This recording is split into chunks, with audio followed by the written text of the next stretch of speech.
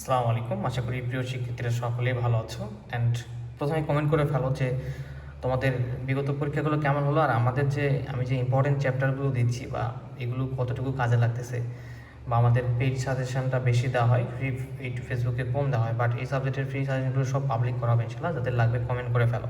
তো আজকের ভিডিও টপিকটা হচ্ছে linear algebra and analytic geometry, যেটা পরীক্ষা রয়েছে নেক্সট নতুন সিলেবাসে, তাদের ইম্পর্টেন্ট চ্যাপ্টারগুলো দেখাই দেওয়া, কীভাবে প্রিপারেশন নিতে পারো সেভাবে কিছু কথা বলবো, এবং আগামীকাল থেকে প্রতিটা চ্যাপ্টারের যে ইম্পর্টেন্ট টপিকগুলো সেগুলো দেখাই দেওয়ার ট্রাই করবো।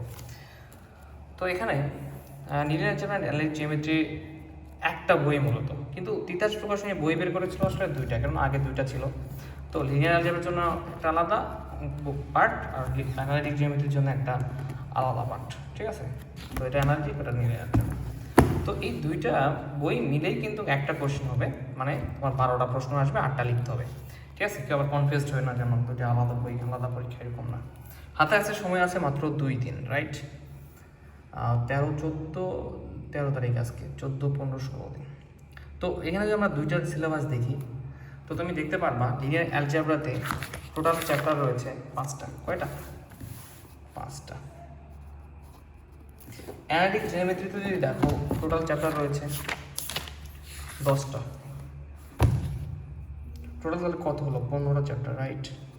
তো এই 2 দিনে 15টা চ্যাপ্টার প্রিপারেশন না আসলেই কঠিন। 2 দিনে 15টা চ্যাপ্টার প্রিপারেশন না খুবই কঠিন ব্যাপার। সো আমি বিগত এক্সামগুলোতে যেগুলো করেছিলাম, যে তোমাদের ইম্পর্টেন্ট চ্যাপ্টারগুলো দেখাই দেওয়া, যে কীভাবে সহজে পাস করতে পারো বা ভালো মার্ক তুলতে পারো।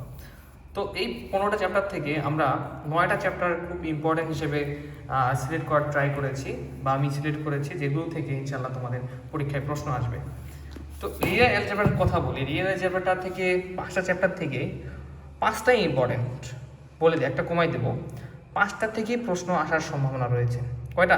লিনিয়ার অ্যালজেব্রাতে যে 5টা চ্যাপ্টার রয়েছে, ধরো চ্যাপ্টার 1 যেটা আছে একঘাত বিশিষ্ট সমীকরণ ডট একঘাত বিশিষ্ট সমীকরণ সমাধান ম্যাট্রিক্স ও নির্ণয় প্রয়োগ, এখান থেকে একটা প্রশ্ন আসবে ইনশাল্লাহ। এরপর চ্যাপ্টার 2 যেটা রয়েছে, এখান থেকে এটা হয়তো বা 4 মার্কের প্রশ্ন আসতে পারে, বা 2 মার্ক। চ্যাপ্টার 3 খুবই ইম্পর্ট্যান্ট একটা চ্যাপ্টার, এখান থেকে টোটাল 6 মার্ক থেকে 6 মার্কের ইনশাল্লাহ প্রশ্ন আসবেই, বা 10। 4 নাম্বার চ্যাপ্টারটাও ইম্পর্টেন্ট, 6 মার্কের প্রশ্ন আসবেই। আইগেন মানের আইগেন ভ্যালুটা এখানেও খুব ইম্পর্টেন্ট, 6 মার্কের প্রশ্ন আসবেই। দেখা যাবে টোটালি এখান থেকে টোটালি 5টা চ্যাপ্টার থেকে 40 মার্ক অ্যান্সার আসছে। বাট এর জন্য আমরা লিনিয়ার অ্যালজেব্রাটাকে স্কিপ করবো না। তবে দেখো লিনিয়ার অ্যালজেব্রার যে পার্ট 1 সেটাকে নিয়ে একটু গবেষণা করি।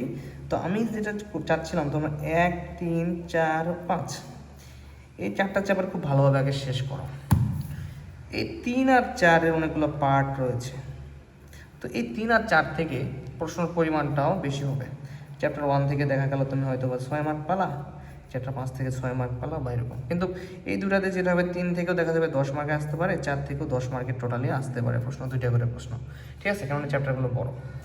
তো এভাবে যতটুকু ধারণা, যে প্লাস একটা 2 আছে, 2টা নন ইম্পর্টেন্ট, বাট 2 থেকেও দেখা যাবে 4 মার্কের প্রশ্ন হতে পারে, বা 6 মার্ক। সো তোমরা লিনিয়ার অ্যালজেব্রার আগে যে চ্যাপ্টারগুলো প্রিপারেশন হয়, chapter 1, chapter 3, chapter 4, chapter 5 revision দেবা, বুঝতে পেরেছো? এরপর সময় থাকলে চ্যাপ্টার 2টাও দেখে নিবা, যাদের একটু ইম্পর্টেন্ট প্রশ্নগুলো হলেও দেখে নিবা। তো লিনিয়ার পার্টটা গেল। এখন আমরা যেটা করবো, যে অ্যানালিটিক পার্ট রয়েছে, 2টা মিলে তো 12টা প্রশ্ন হবে। অ্যানালিটিক পার্টে চ্যাপ্টার দেওয়া আছে 10টা, কিন্তু তোমাদের 10টা চ্যাপ্টার করার প্রয়োজন নেই ইনশাল্লাহ। যদি আগের সিস্টেমের যদি পরীক্ষায় প্রশ্ন আসে, যে যেহেতু বিগত 2টা প্রশ্নই পরীক্ষায় যে আগের সিলেবাস যেগুলি চ্যাপ্টারের ইম্পর্টেন্ট ছিল ওইভাবেই প্রশ্ন হয়েছে।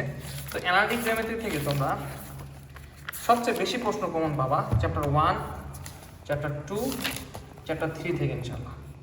তো এখান থেকে আমি যে চ্যাপ্টারগুলো সিলেক্ট করেছি সেগুলো হলো, সরি ক্যামেরা নড়ে গেল, একটু বলার ট্রাই করি তোমাদের। আচ্ছা, আমি এটা নোট করে রাখছি, তো একটু দেখে তোমাদের বলে দিচ্ছি। আচ্ছা, এখান থেকে তোমাদের ইম্পর্টেন্ট হচ্ছে চ্যাপ্টার 1 অ্যানালাইটিক যে অংশটা রয়েছে, চ্যাপ্টার 1 যারা অন্য প্রকাশে রয়েছে চ্যাপ্টার নামগুলো মিলে নিবা।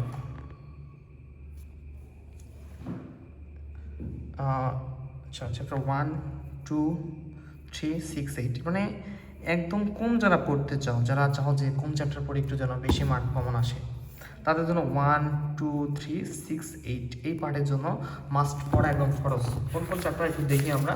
চ্যাপ্টার 1 যে ট্রান্সফরমেশন অফ কোঅর্ডিনেট, স্থানাঙ্কগত পেয়ার অফ স্ট্রেট লাইন যুগল সরল রেখা এবং যে দ্বিঘাত সাধারণ দ্বিঘাত সমীকরণ রয়েছে, তিনটা চ্যাপ্টার থেকে তুমি টোটালি 20 মার্কও কমন পেতে পারো। তিনটা চ্যাপ্টার খুব গুরুত্বপূর্ণ, বুঝতে পারছো? বা 10 থেকে 15 মার্ক কমন পেতে পারো। এই তিনটা চ্যাপ্টার থেকে 10 থেকে 15 বা 20ও আসতে পারে কমন। এটা ডিপেন্ড করছে কেবল 6 যেটা রয়েছে ত্রিমাত্রিক কাস্টম স্থানাঙ্ক ইম্পর্টেন্ট, এবং 8 যে রয়েছে দা স্ট্রেট লাইন। তো যারা পারবা ইম্পর্টেন্ট প্রশ্নগুলো শুধু করে নেবে, এটা মানে পেইড ক্লাসে করানো হয় নাই। তো আমি সেরকম হলে আমি এই 2 দিনে ইম্পর্টেন্ট শুধু প্রশ্নগুলো করাই দেবো, সমস্যা নাই, ঠিক আছে? তারপরে 6, 8 শেষ করলাম। করার পর একদম তোমরা যেটা স্কিপ করবা, একদমই যাদের ভালো প্রিপারেশন আছে তারপরে সার্কেল ক্রস করে দিবা, এরপরে 5 নম্বর কি কোণিক ক্রস করে দেবা, এটা সময় নষ্ট করবে তোমার, ঠিক আছে? এরপর কি করবা, 9, 10 কারো সময় থাকলে করে নেবে, 9, 10 গোলক আর হচ্ছে কোণিকে যদি কারো সময় থাকে আর কি, ঠিক আছে? যে ভালো প্রিপারেশন আছে একদমই আমি পড়তে চাই সে 9, 10 থেকে নিতে পারে। তাহলে আমাদের কি দাঁড়াবো, লিনিয়ার থেকে আমরা প্রথম করবো 1, 3, 4, 5, অ্যানালিটিক থেকে করবো 1, 2, 3, 6, 8, তাহলে টোটাল 9টা চ্যাপ্টার আমরা যদি পড়ি ইনশাল্লাহ, আমার কেন জানি মনে হচ্ছে 9টা চ্যাপ্টার পড়লে ইনশাল্লাহ 100% প্রশ্ন কমন পেতে পারো, ঠিক আছে? এই 9টা চ্যাপ্টার পড়লে মানে 40, 80 মার্ক অ্যান্সার করার মতো প্রশ্ন কমন আসতে পারে। এরপর তোমরা যদি একটু ভালো প্রিপারেশন কারো থাকলে চ্যাপ্টার 2 করবা, সাথে এই 9 এটার সাথে 9 and 10 করবা। তো বুঝতে পারছো যে কোন চ্যাপ্টারগুলো গুরুত্বপূর্ণ।